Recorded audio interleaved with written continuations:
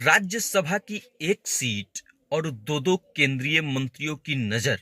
वैसे तो चिराग पासवान और जीतन राम मांझी कई ही मौकों पर एक दूसरे के आमने सामने आकर के खड़े हो गए हैं, लेकिन इस बार जो लड़ाई चल रही है वो लड़ाई राज्यसभा के सीट की है।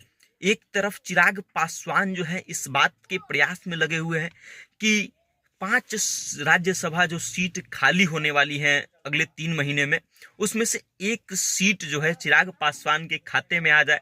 तो वही दूसरी तरफ एक गृह युद्ध जैसा माहौल बना दिया है जीतन राम मांझी ने।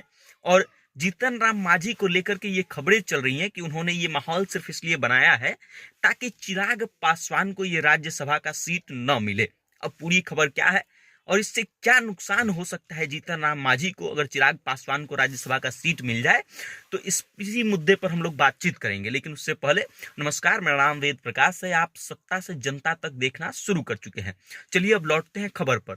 चिराग पासवान एक तरफ इस बात के प्रयास में लगे हुए हैं कि 5 सीटों में से एक राज्यसभा का सीट जो है वो चिराग पासवान के खाते में आ जाए, और वहीं दूसरी तरफ जीतन राम मांझी ने तो ये तक कह दिया है कि अगर राज्यसभा का सीट उनको नहीं मिलता है तो वो एनडीए छोड़ देंगे। खुद तो केंद्रीय मंत्री से त्याग पत्र देंगे ही, अपने बेटे से बिहार में मंत्री का पद भी छुड़वा देंगे। मतलब साफ है कि जीतन राम मांझी ने ये क्लियर कर दिया है कि अगर राज्यसभा की सीट उनके खाते में नहीं जाती है तो ये एनडीए के लिए ठीक नहीं होने वाला है। अब ये खींचातान क्यों हो रही है?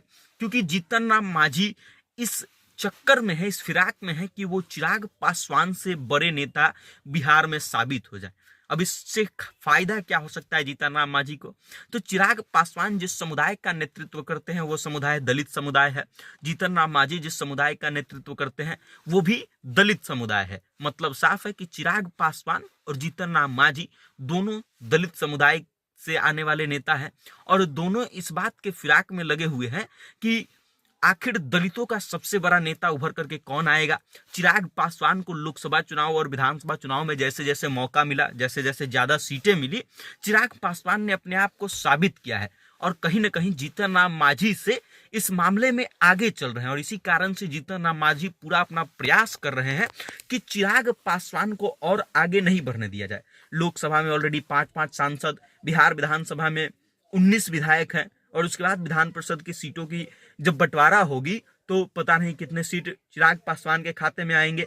लेकिन मतलब साफ है कि चिराग पासवान जिस तरीके से बढ़ते जा रहे हैं उस तरीके से जीतन राम मांझी को ये साफ पता चल रहा है कि अब जो है चिराग पासवान जीतन राम मांझी पर भारी पड़ रहे हैं, और कहीं न कहीं जीतन राम मांझी चिराग पासवान को पीछे करने के लिए, उनसे लड़ाई लेने के लिए, उनसे कंपटीशन लड़ने के लिए जो है ये सब भूमिका बना रहे हैं और प्रेशर पॉलिटिक्स खेल रहे हैं कि उनको भी अब राज्यसभा का एक सीट चाहिए।